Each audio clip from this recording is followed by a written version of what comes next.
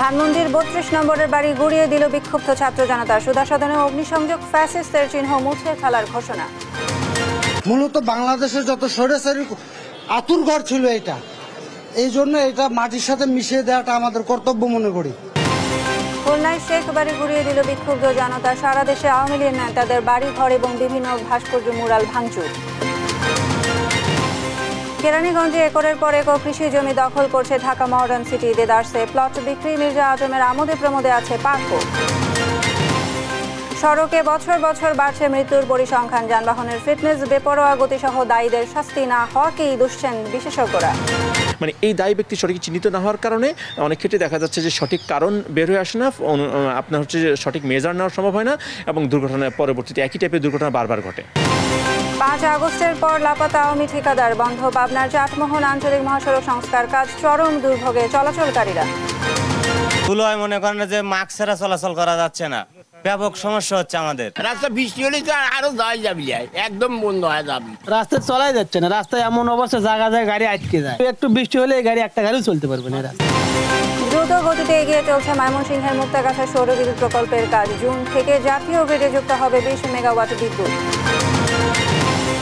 এবং আজ বিপিএল এর ফাইনাল সন্ধ্যায় মিরপুরে ফরচুন বরিশালের প্রতিপক্ষ চিটাগাং কিংস। শিরোপা জয়ের প্রত্যাশা উভয়।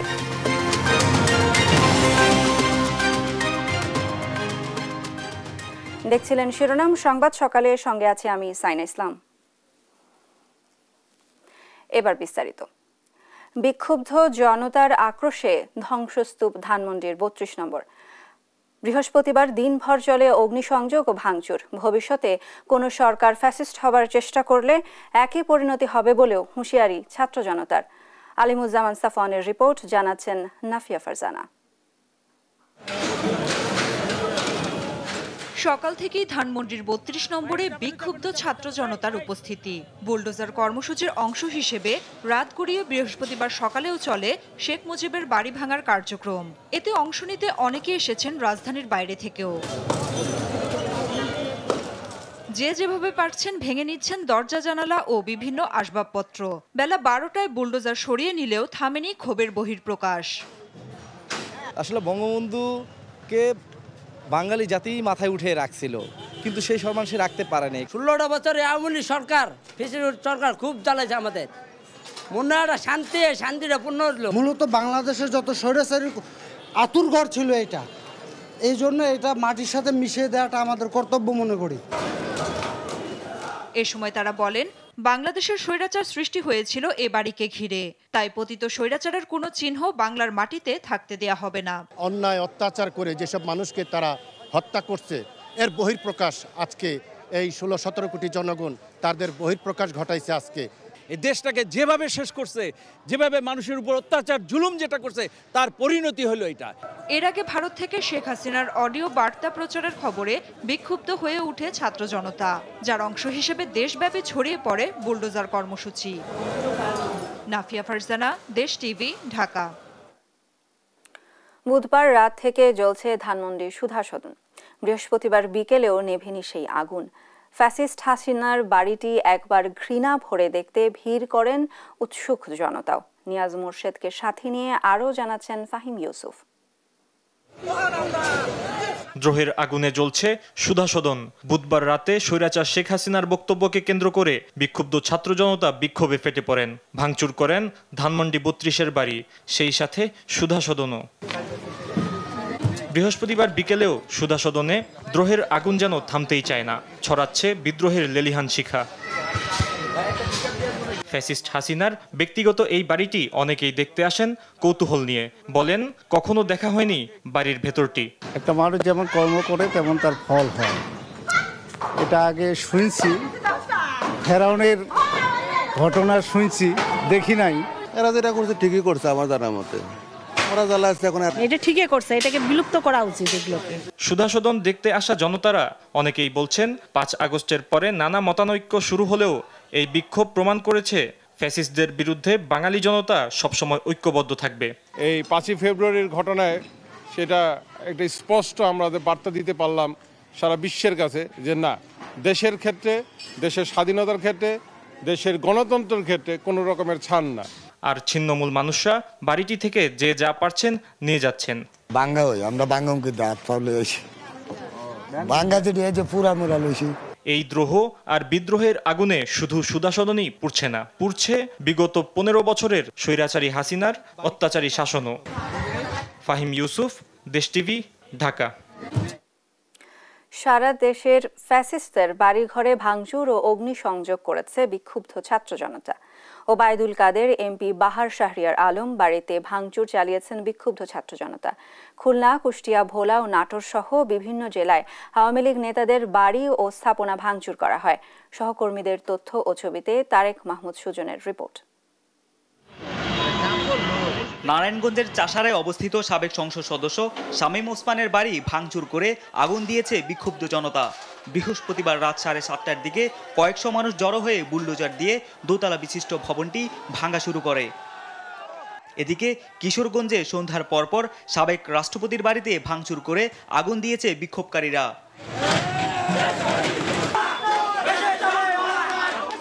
নোয়াখালীর কোম্পানিগঞ্জে আওয়ামী লীগ সাধারণ সম্পাদক ওবায়দুল কাদেরের বাড়ি থেকে এভাবে যে যা পারছেন নিয়ে যাচ্ছেন।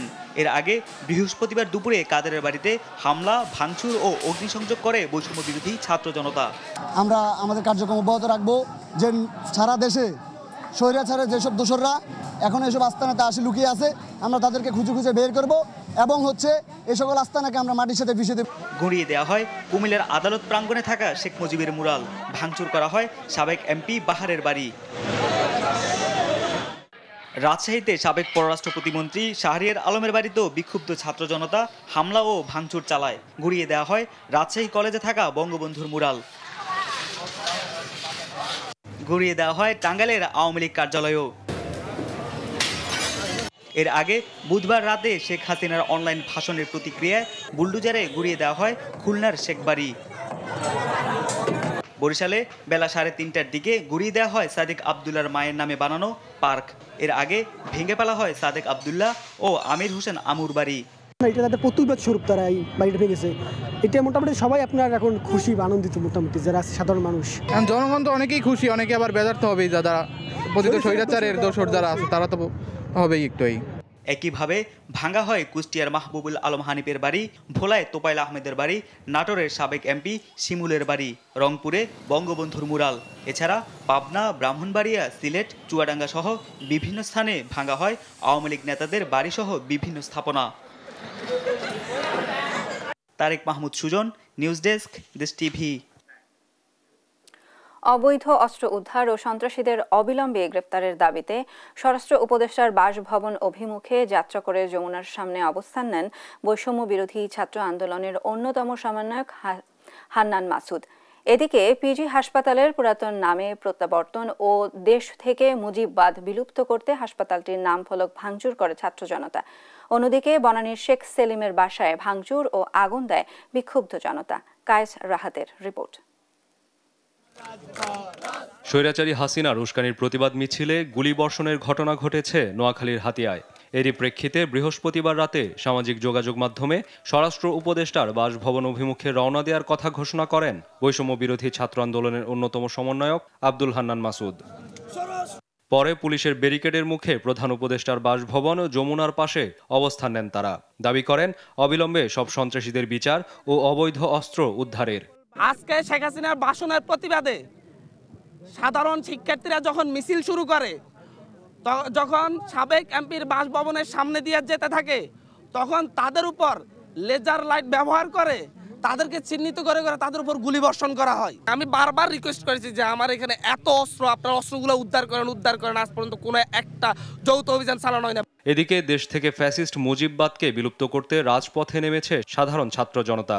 গেল রাতে পিজি হাসপাতালের প্রধান ফটক থেকে শেখ মুজিবের নাম ভেঙে ফেলা হয়। সেখানে থাকা সাধারণ মানুষ বলেন, ফ্যাসিস্ট উত্থান ঠেকাতে দেশ থেকে মুজিববাদ চিরতরে মুছে ফেলতে হবে। বাংলাদেশের মানুষ এখন যে স্বৈরাচারী হাসিনাকে বিতাড়িত করে, তার বাবার যেই স্মৃতিচারণ, যে মুজিব পূজাকে বাংলাদেশ থেকে বিতাড়িত করেছে, ফ্যাসিবাদের যে চিহ্নগুলো রয়েছে সেগুলোকে মুছে দেওয়ার জন্য তারা কিন্তু গতকালকে কাজ করেছে।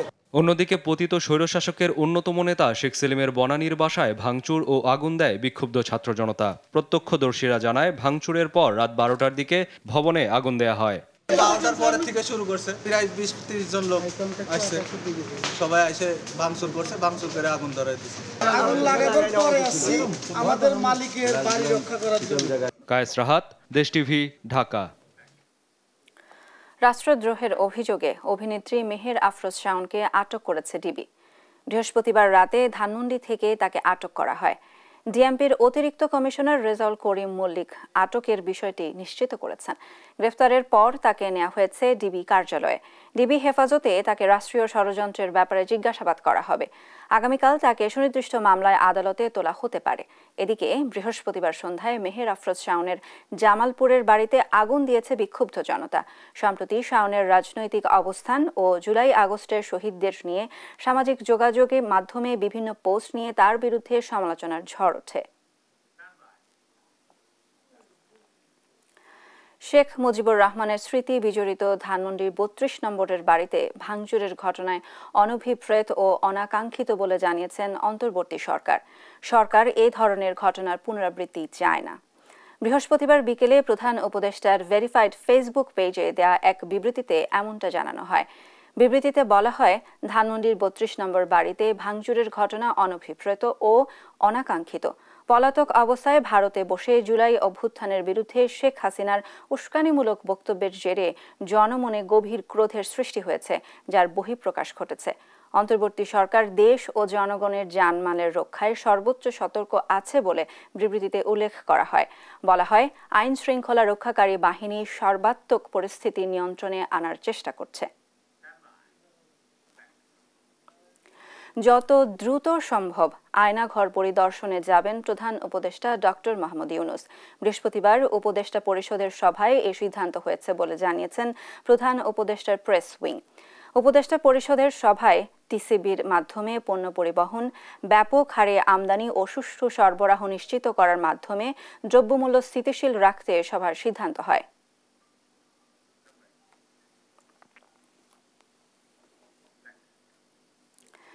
স্বৈরাচারের প্রতিমন্ত্রী মির্জা আজমের আবাসন কোম্পানি ঢাকা মডার্ন সিটির নেই কোনো অনুমোদন। ক্ষমতার অপব্যবহার করে দেদারসে জমি দখল করে চলছে প্লট বিক্রি। অবৈধভাবে একরের পর একর ভরছে ফসলি জমি।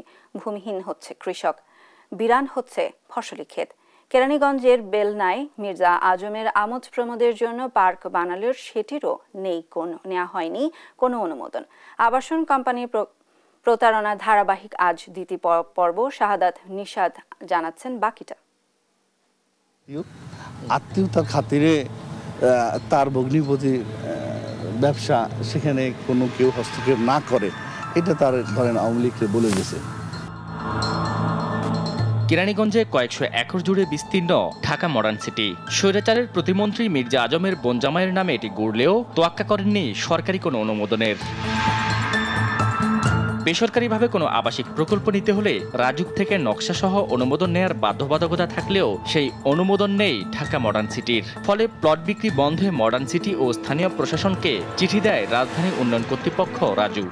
একই সাথে সাইনবোর্ড টানিয়ে বিজ্ঞাপন দিতে পারবে না বলেও নিষেধাজ্ঞা দেয় রাজুক। কিন্তু সেই নীতিরও তোয়াক্কা করেননি ঢাকা মডার্ন সিটি। এখনো মাইলের পর মাইল সাইনবোর্ড টানিয়ে প্লট বিক্রি করছে মডার্ন সিটি। আবাসন প্রকল্প ব্যবসায় জাতীয় গৃহায়ণ কর্তৃপক্ষের ছাড়পত্র প্রয়োজন হলেও সরকারি এই আইনের তোয়াক্কা না করেই আওয়ামী লীগের প্রভাব খাটিয়ে হাউজিং ব্যবসা করছে ঢাকা মডার্ন সিটি। এখানেই শেষ নয়, পরিবেশ অধিদপ্তর থেকেও তাদের নেই কোনো ছাড়পত্র। সরজমিনে দেখা যায় বড় বড় সাইনবোর্ড টানানো ঢাকা মডার্ন সিটির। একই সাথে মাইলের পর মাইল ফসলি জমিও অবৈধভাবে বালু উত্তোলন করে ঢাকা মডার্ন সিটি, সরকারি আইনে যা পুরোপুরি অবৈধ।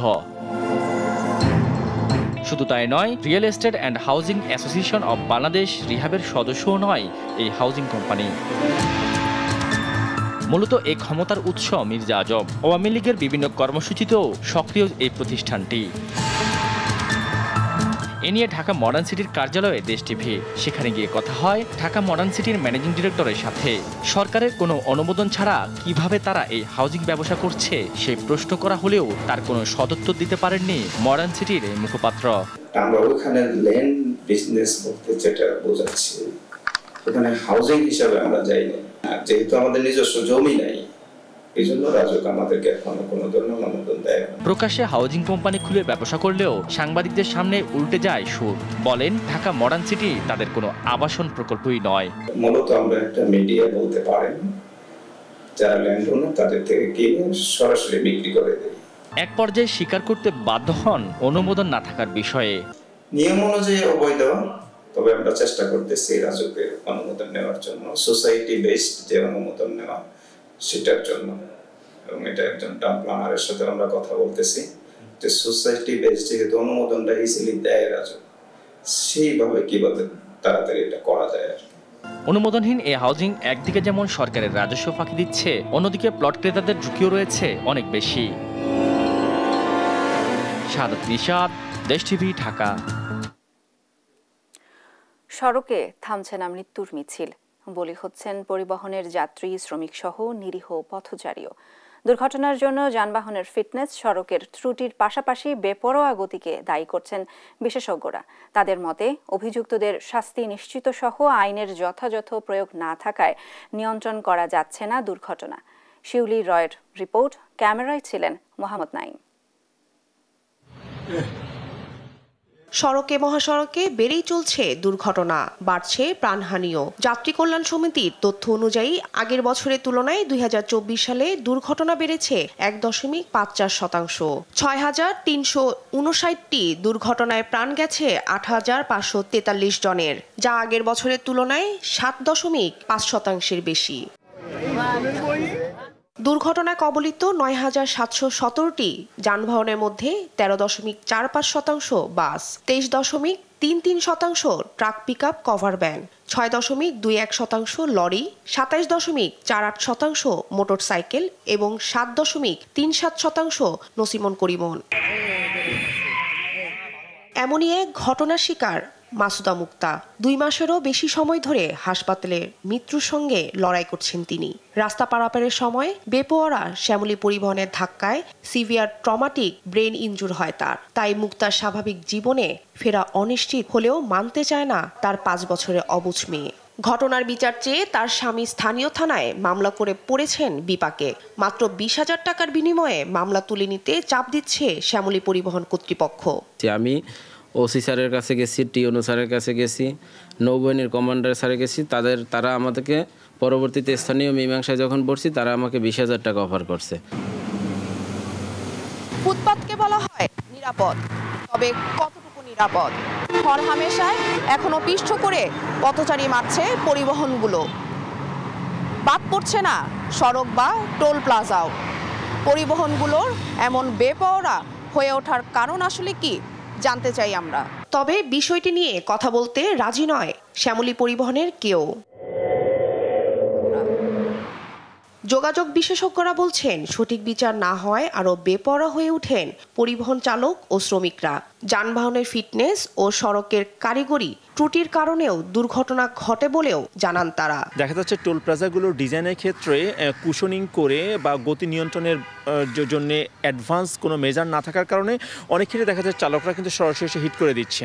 শুধু তাই না, দেখা যাচ্ছে আমাদের সড়কে অনেক ইঞ্জিনিয়ারিং ত্রুটি রয়েছে।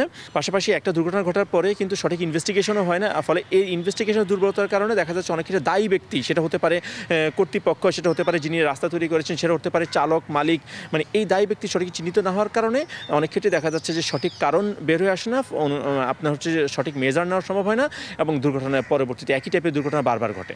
বাংলাদেশ যাত্রী কল্যাণ সমিতির মহাসচিব মোজাম্মেল হক চৌধুরী বলেন, আইনের সঠিক প্রয়োগ না থাকায় দিন দিন বাড়ছে দুর্ঘটনা। আমাদের এখানে আইন প্রয়োগের যে সংস্কৃতি, এটা আমরা অনেকখানি শিথিলতা, গাফিলতি লক্ষ্য করি। আমাদের প্রত্যেকটা সংস্থাকে দায়িত্বশীল হওয়া প্রয়োজন। প্রত্যেকটা সংস্থার সুনির্দিষ্ট যে সমস্ত দায়িত্ব আছে সেটা কিন্তু পালন করতে হবে। সড়কে বন্ধ হবে গতির প্রতিযোগিতা, ঘটবে না আর প্রাণহানি, এমনটাই আশা সবার। শিউলি রায়, দেশ টিভি, ঢাকা। কিশোরগঞ্জে সাবেক রাষ্ট্রপতি আব্দুল হামিদের বাড়িতে ভাঙচুর ও আগুন দিয়েছে বিক্ষুব্ধরা। বিস্তারিত জানাতে সরাসরি যুক্ত হচ্ছে সহকর্মী তোফায়েল আহমেদের সাথে। তোফায়েল, এখন কি পরিস্থিতি বিরাজ করছে সেখানকার বিস্তারিত নিয়ে আমাদের জানাবেন। জি শাইনা, আপনি যেমনটা বলছিলেন আসলে কিশোরগঞ্জে কিন্তু আপনি জানেন যে গত 5ই ফেব্রুয়ারি এই যে পতিত সরকারের যে ছিলেন যে শেখ হাসিনা, তার এই ভারতে বসে বক্তব্যের প্রতিবাদে কিন্তু কিশোরগঞ্জেও এই যে 32 নম্বর ঢাকার যে 32 নম্বর বাড়ি যে ভাঙচুর হয়েছে সেটির ধারাবাহিকতা কিশোরগঞ্জেও কিন্তু ভাঙচুর চালানো হয়েছে। এবং আমরা গতকাল আসলে যেটি আমরা দেখেছি যে কিশোরগঞ্জে যে জেলার যে আওয়ামী লীগ অফিসটি যেটি রয়েছিল, জেলা আওয়ামী লীগ অফিস, সেটি কিন্তু ভাঙচুর চালিয়ে এবং বুলডোজার দিয়ে কিন্তু গুড়িয়ে দেওয়া হয়েছে। তার ধারাবাহিকতায় কিন্তু কিশোরগঞ্জের যে সাবেক যে রাষ্ট্রপতি ছিলেন আব্দুল হামিদ, তারও বাসায় কিন্তু ভাঙচুর হয়েছে। আমি এখন দাঁড়িয়ে আছি, দেখতেই পাচ্ছেন আমার পেছনেই ঠিক আসলে এখানকার যে উৎসুক জনতারা সকাল থেকেই কিন্তু এই বাসাটি আসলে তারা দেখতে আসছেন। আমরা বাসাটি এখন বাসার যে ভিতরের যে পরিস্থিতি যদি বলি যে একটা ধ্বংসস্তূপে আসলে এখানে রূপ নিয়েছে।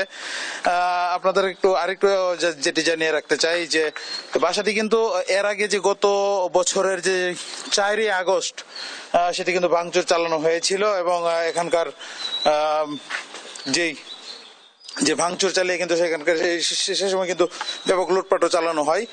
তো তাই সেটি কিন্তু ভাঙচুরের এক পর্যায়ে কিন্তু এখনকার যে পরিস্থিতি একটু আপনাদেরকে যেটি আমরা দেখাতে চাই যে গতকাল যে এই 32 নম্বর ঢাকার যে 32 নম্বর বাড়ির যে ভাঙচুরের যে বিষয়টি সেটি কিন্তু সেটির ধারাবাহিকতা কিন্তু গতকালকেও কিন্তু এই সাবেক রাষ্ট্রপতি আব্দুল হামিদের বাসায় কিন্তু অগ্নিসংযোগ সহ ভাঙচুর চালানো হয়েছে।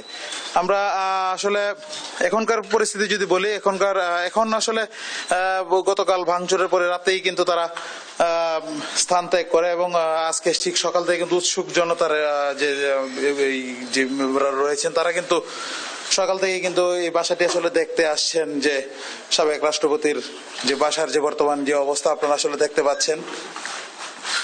আমরা আসলে গতকালকে যেটি দেখেছি যে এখানকার বাসার যে আসবাবপত্র সহ আসলে যে জিনিসগুলো সেটি কিন্তু এই যে ধ্বংসাবশেষগুলো কিন্তু এখানে রয়েছে। আমরা একটু এখন বাসার আসলে এই যে আমার সামনেই দেখতে পাচ্ছেন যে উৎসুক যে জনতা তারা কিন্তু আসলে বাসাটির যেই আসলে দেখতে আসছেন। তো এই ছিল মূলত কিশোরগঞ্জ থেকে আমার কাছে এই সর্বশেষ তথ্য। ধন্যবাদ তোফায়েল আপনাকে। কিশোরগঞ্জ থেকে সাবেক রাষ্ট্রপতির বাসার ভাঙচুরের বিস্তারিত নিয়ে জানাচ্ছিলেন আমাদের সহকর্মী তোফায়েল আহমেদ। দ্রুত গতিতে এগিয়ে চলছে ময়মনসিংহের মুক্তাগাছা সোলার টেক এনার্জি লিমিটেডের নির্মাণ কাজ। আগামী জুন মাস থেকে এই প্রকল্প হতে জাতীয় গ্রিডে যুক্ত হওয়ার কথা রয়েছে 20 মেগাওয়াট বিদ্যুৎ। এতে কৃষক উপকৃত হওয়ার পাশাপাশি স্থানীয়ভাবে বিদ্যুতের ঘাটতি পূরণ হবে। স্থানীয়রা বলছেন সোলার প্রকল্পটি তাদের জন্য আশীর্বাদ হয়ে এসেছে। ইলিয়াস আহমেদের পাঠানো তথ্য ও ছবিতে অঙ্কন চৌধুরীর রিপোর্ট। গত বছরের জুনে ময়মনসিংহের মুক্তাগাছায় নিমুরিয়া গ্রামের 75 একর ভাড়া জমির মধ্যে দিয়ে শুরু হয় 20 মেগাওয়াট ক্ষমতা সম্পন্ন সৌরবিদ্যুৎ প্রকল্প নির্মাণের কাজ। এটি বাস্তবায়ন করেছে জুলস পাওয়ার লিমিটেড। ইতিমধ্যে সম্পন্ন হয়েছে মাটি ভরাটের কাজ। এখন বসানো হবে পিলারের উপর সৌরবিদ্যুৎ প্যানেল। স্থানীয়রা বলছেন বিগত 25 থেকে 30 বছর ধরে তাদের জমি পতিত পড়ে থাকলেও সোলার প্রজেক্ট হয় প্রতি বছর ভাড়া পাচ্ছেন তারা। এছাড়াও কর্মসংস্থানের সুযোগ হয়েছে অনেক বেকারের। সোলার হলে আমাদের বিদ্যুৎ সংকটটা এটা আমাদের ঘাটতিটা পূরণ হবে। এখান থেকে গত 30 বছর যাবত এখান থেকে আমি কোনো বেনিফিটেড না। প্রজেক্ট গত 3 বছর যাবত আসছে, এই 3 বছর যাবত আমি রেগুলার প্রতি বছর ভাড়া পাচ্ছি। এলাকার যাই আছে শ্রমিক আছে, এরা এখানে কাজ করতেছে, তাদের একটা কর্মব্যবস্থা হয়েছে। জনপ্রতিনিধিরা বলছেন সোলার প্রজেক্ট থেকে উৎপাদিত বিদ্যুতে মিটবে স্থানীয় চাহিদা। আলোয় আলোকিত হবে মুক্তাগাছা, কমবে চুরি ছিনতাই সহ নানা অপরাধ। প্রতিটা অঞ্চল আলোকিত হবে। সে আলোকিত হওয়ার কারণে আমাদের এলাকায় অনেক অপরাধ কমে যাবে। অনাবাদি জমিতে সোলার প্রজেক্ট নির্মিত হওয়ায় উপকৃত হচ্ছেন কৃষকরা। আগামী জুন মাসে এই প্রকল্প থেকে জাতীয় গ্রিডে যুক্ত হবে 20 মেগাওয়াট বিদ্যুৎ। এই জায়গায় যতটুকু পতিত পাইছি তাতে 20 মেগাওয়াট হয়। আমরা এই 20 মেগাওয়াটেরই প্রপোজ করি গভর্নমেন্টের কাছে। টেকনাফে 20 megawatt solar project already complete করেছি এবং এটা 2018 সালে জাতীয় গ্রিডে যোগ করেছি। 416 কোটি টাকা ব্যয়ে নির্মিত এই প্রকল্প বাস্তবায়নে এশীয় উন্নয়ন ব্যাংক এডিবির সঙ্গে 291 কোটি 21 লাখ টাকার চুক্তি করা হয়েছে। অঙ্কন চৌধুরী, দেশ টিভি। 5 আগস্ট আওয়ামী সরকারের পতন এবং তার পরবর্তীতে পরিস্থিতিতে লাপাতা আওয়ামীপন্থী ঠিকাদারের লাপাতা হওয়ার বন্ধ হয়ে গেছে পাবনার চাটমোহর উপজেলার জার্জিস মোড় থেকে মান্নানগরের আঞ্চলিক মহাসড়ক সংস্কার কাজ। এতে দুর্ভোগের শেষ নেই সাধারণ মানুষের। সহকর্মী শামসুল আলমের পাঠানো তথ্য ছবিতে বিস্তারিত অঙ্কন চৌধুরীর রিপোর্টে। চাটমোহন উপজেলার জার্জিস মোড় থেকে মান্নানগরের আঞ্চলিক মহাসড়কের সংস্কার কাজ অনেক বছর ধরেই বেহাল অবস্থায় ছিল। দীর্ঘদিন পর সংস্কার কাজ শুরু হলেও কাজ অসম্পূর্ণ রেখে ঠিকাদার লাপাত্তা হয়ে যাওয়ায় কাজ বন্ধ রয়েছে।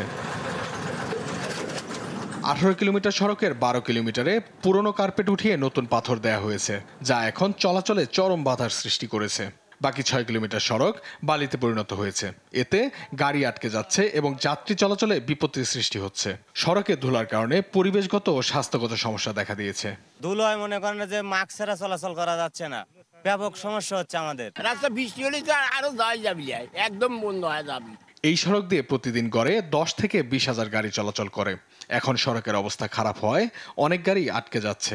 রাস্তা সাইডতেও আছে না, মানে আমরা পারতেছি না, রাস্তায় চলাই যাচ্ছে না। রাস্তায় এমন অবস্থা, জায়গা জায়গায় গাড়ি আটকে যায়। একটু বৃষ্টি হলে গাড়ি একটা গাড়িও চলতে পারবে না।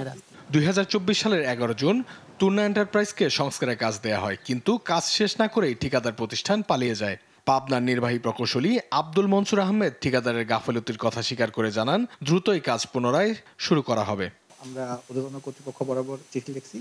আর যেহেতু এটা প্রকিউরিং এন্টিটি হচ্ছে আমাদের অতিরিক্ত প্রধান প্রকৌশলী রাজশাহী জোন, এটা ওখান থেকে করবে, তা আমরা এখান থেকে এটা সুপারিশ করে অলরেডি পাঠাইছি। ঠিকাদার আজাদুর রহমানের বিরুদ্ধে আগেও কাজ না শেষ করার অভিযোগ রয়েছে।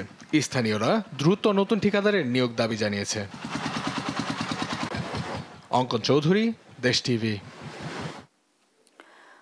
বন্য প্রাণীরা যখন অস্তিত্ব সংকটে, তখন বেজির সঙ্গে মানুষের বন্ধুত্ব সত্যিই বিস্ময়কর ঘটনা। কুড়িগ্রামের এক চা দোকানি জঙ্গল থেকে আনা একটি বাচ্চা বেজিকে পোষ মানিয়ে বন্ধু বানিয়েছেন। এতে হতবাক স্থানীয়রাও। কুড়িগ্রাম থেকে সহকর্মী জুয়েল রানার তথ্যচিত্রে আব্দুল্লাহ আল মারুফের রিপোর্ট। জঙ্গলের হিংস্র প্রাণী বেজিকে কখনো ঘাড়ে কখনো খাঁচাই করে সঙ্গে নিয়ে বেড়াচ্ছেন শুকুর আলী। কুড়িগ্রামের উলিপুর পৌরসভার শুকুর আলীর ছেলে দুলাল মিয়া 6 মাস আগে জঙ্গল থেকে একটি বাচ্চা বেজিকে ধরে নিয়ে আসেন নিজ বাড়িতে। এরপর শুকুর আলী বাচ্চাটিকে যত্নে রাখেন, আদর করে নাম রাখেন রূপালী। শুকুর আলী উলিপুর রাজারহাট সড়কের নারিকেলবাড়ি সন্ন্যাসী তলায় চা বিস্কুটের দোকানদার। 2 সপ্তাহ যেতে না যেতেই তিনি খাঁচাই করে বেজিটিকে দোকানে নিয়ে এসে ছেড়ে দেন। রূপালী নামে ডাক দিলে দৌড়ে চলে আসছে বেজি। বেজিটাকে ছেলে এবং মেয়ের মতন সে লালন পালন করি, দুধ, কলা, বিস্কিট এগুলো খাওয়াচ্ছি। মানে নিয়মিত তার যেটা লাগে সপ্তাহে মানে শ্যাম্পু দিয়ে তাদের গোসল করাই। দিন দিন শুকুর আলীর সঙ্গে বন্ধুত্বের সম্পর্ক আরো গভীর হয় বেজির। এমন বিরল সম্পর্কে খুশি পরিবার সহ স্থানীয়রা। আমি দেখার পরে মুগ্ধ হয়ে গেলাম যে মানুষ আর বেজির মধ্যে যে এত বন্ধুত্বপূর্ণ সম্পর্ক তৈরি হয়, আগে জানা ছিল না। বেজির সাথে তার এত সুন্দর সম্পর্ক যে তার কথা মতো বেজি চলাফেরা করে এবং ছেড়ে দিলে সে যেখানেই যাক, চাচা ডাকলে তার কথায় সাড়া দেয়। সন্ধ্যাবেলা আবার বেজিটাকে তিনি যত্ন করে খাঁচার ভিতরে রাখে, সকাল হলে ছেড়ে দেয়। শুধু বেজি নয়, এর আগে তিনি পোষ মানিয়েছিলেন জঙ্গলের ইঁদুরকে। নিউজ ডেস্ক, দেশ টিভি। দেখছেন সংবাদ সকাল।